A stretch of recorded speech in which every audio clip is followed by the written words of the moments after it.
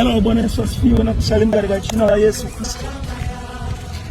Naomba nikushukuru sana kwa kuja kwenye ibada ya anza mwaka na Bwana. Asante sana sana. Tusamehe sana kwa ajili ya ukumbi kwa mdogo sana.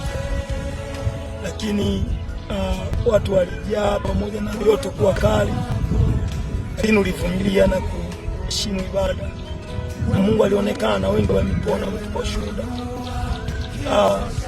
Katika mwaka wetu God is Live, huu ni mwaka wa revelation of Jesus. Ufunuo wa Yesu kwa ukuu sana. Kumfunua Yesu kwa ukuu sana. Karibu sana. Asante kwa kuja kwenye ibada.